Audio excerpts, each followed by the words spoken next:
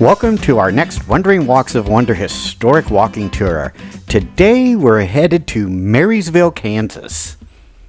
Marysville, nestled by the Big Blue River in northern Kansas, stands as the proud county seat of Marshall County.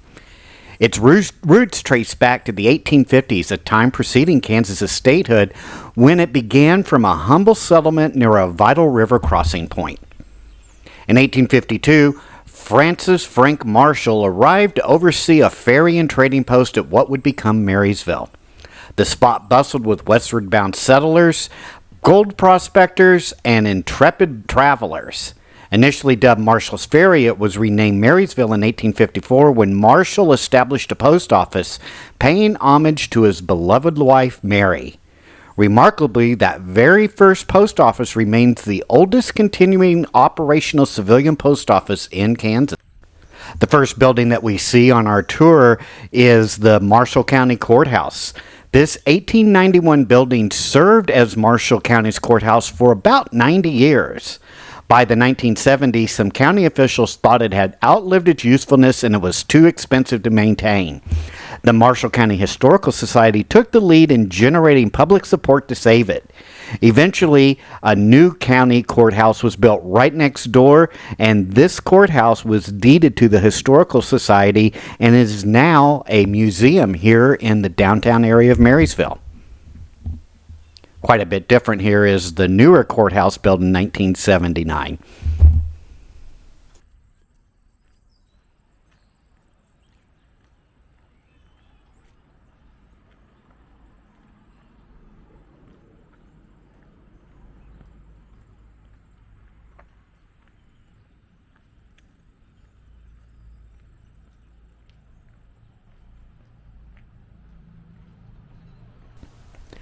Steeped in tons of history, Marysville served as the first home station on the Pony Express route beyond St. Joseph, Missouri.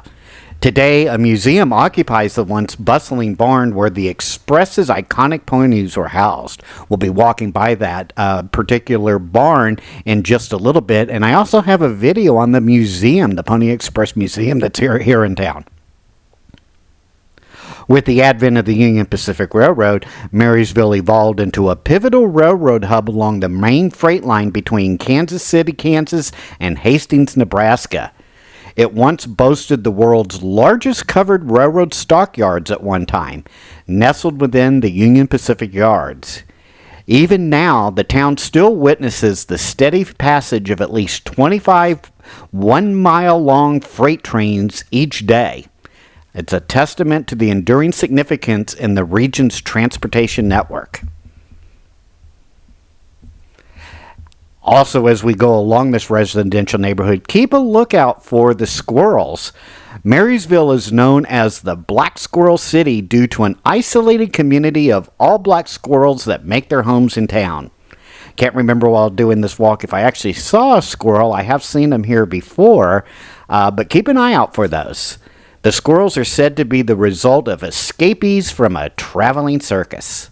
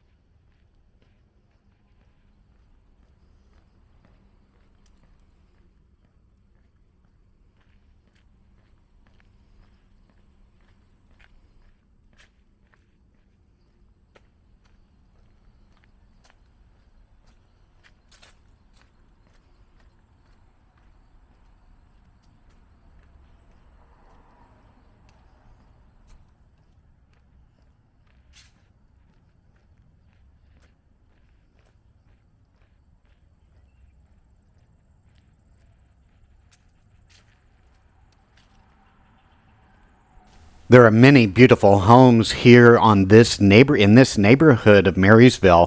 One of those is the Poosh Randall House that dates back to about 1904.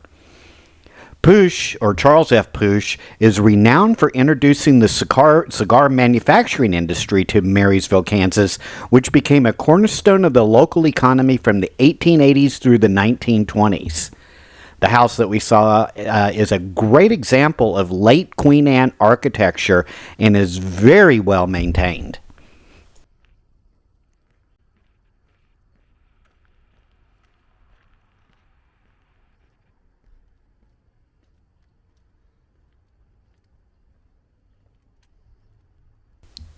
We're beginning to enter an area called the Coster Block Historic District. Since 1859, this stretch of land that's bordered between 9th and 10th Street and Elm and Broadway has been intertwined with the Coster family's legacy. This block hosts 3 commercial buildings as well as 2 residences, which have all played a pivotal role in shaping the local business landscape and reflecting the evolving prosperity of the Coster family, emblematic of Maryville's development and broader American culture. The story begins with Mrs. Ludwine Coster, who by the end of 1859 had secured ownership of all the lots here on what is known as Block 10. Eventually, her son Charles and daughter, Mrs. Jane Schmidt, inherited the land. In 1870, Jane's husband Frank erected the imposing 2-story post office block, and by November of that year, they had been building other commercial buildings along this street. One of those buildings here in the historic area is the actual Coster House itself. I hope I'm saying that right. It's either Coster or Coaster. If you're a resident of Marysville, let me know if I got it wrong.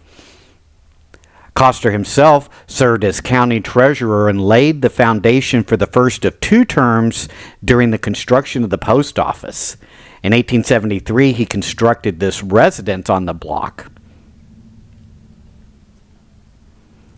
The building was added to in later times, and actually many have considered it to be one of the most beautiful homes in the entire state of Kansas.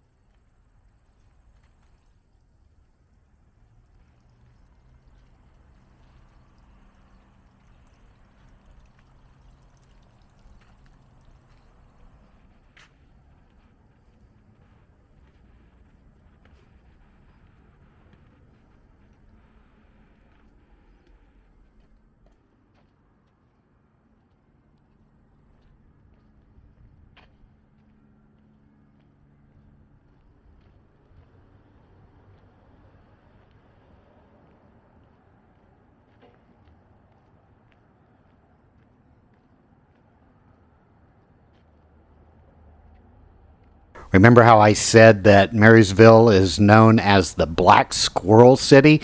Well, if we didn't see one on the walk, here's a statue of one right here in front of us.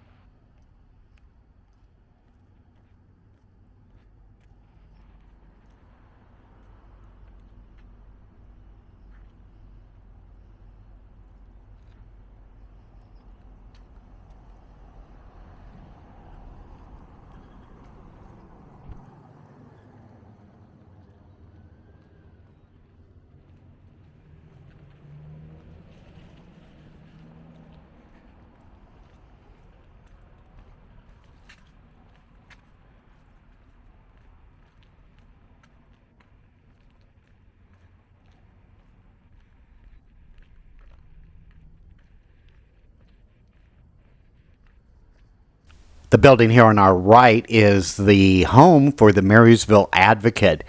The Advocate has been a steadfast presence since the paper began in 1885 as the Bugle Call. The Bugle Call was initiated by a veterans organization of the Grand Army of the Republic. Over the years, this paper has continued to be committed as a newspaper family and is renowned for its excellence in writing, photography, and editorials. There are over 3,000 subscribers today who still subscribe to the Marysville Advocate.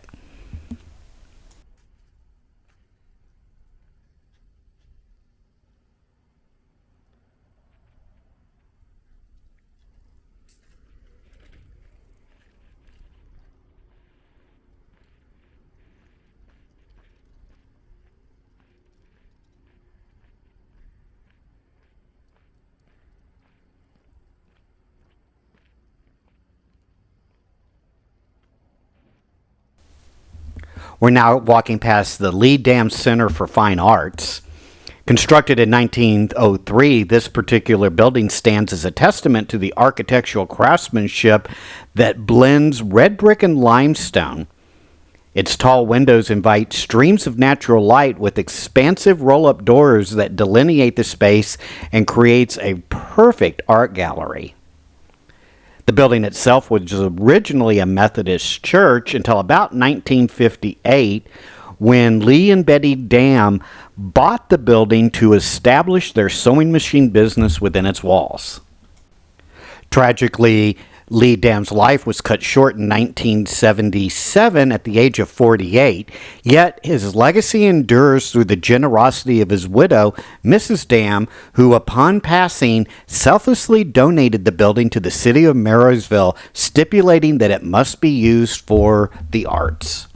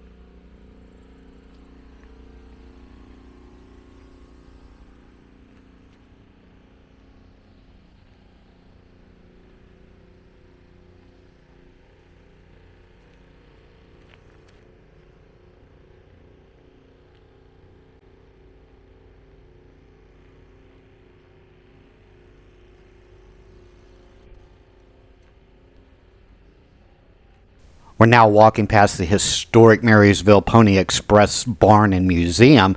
Again, I have a video about the inside of the museum.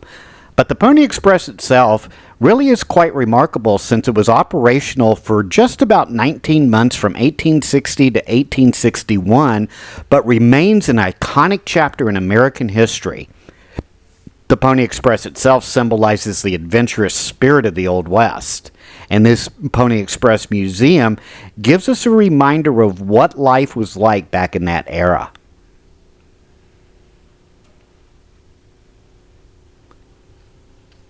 Despite its brief existence, the Pony Express left an indelible mark on American folklore. The cost of sending mail initially was pretty steep at about $5 an ounce, but later reduced to accommodate broader access for people. However, the advent of telephone lines across the continent in 1860 heralded the beginning of the end for the Pony Express, marking the decline of this legendary postal service. The saga of the Pony Express is brought to life with inside the building, where it talks about brave riders like Jack Keatley and D.C. Rising who once passed through this area. From St. Joseph, Missouri to Sacramento, California, riders traversed the treacherous terrain day and night and endured all manner of conditions to deliver crucial mail.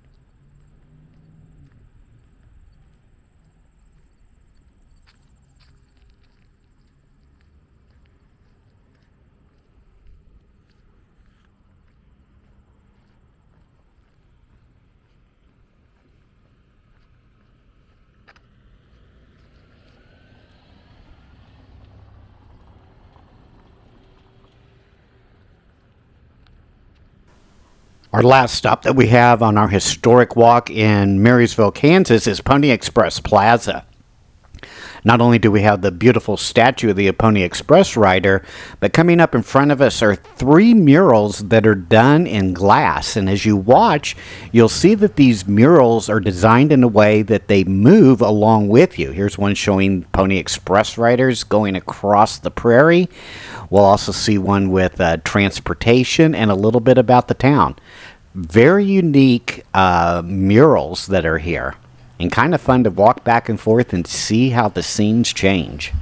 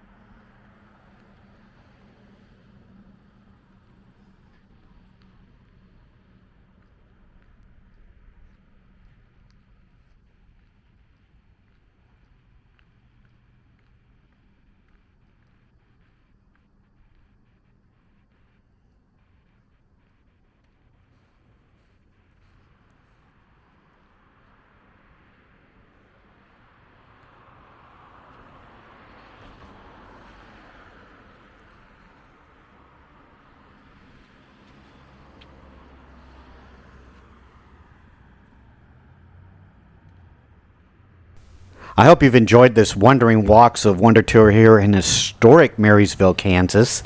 If you're a resident of Marysville or have visited before, leave a comment on some of the features that you like best about the town, or talk a little bit more about the history that I may have missed. Also, make sure to hit that like and subscribe button, and we will see you on our next Wandering Walks of Wonder historic walking tours. Take care now. Bye-bye.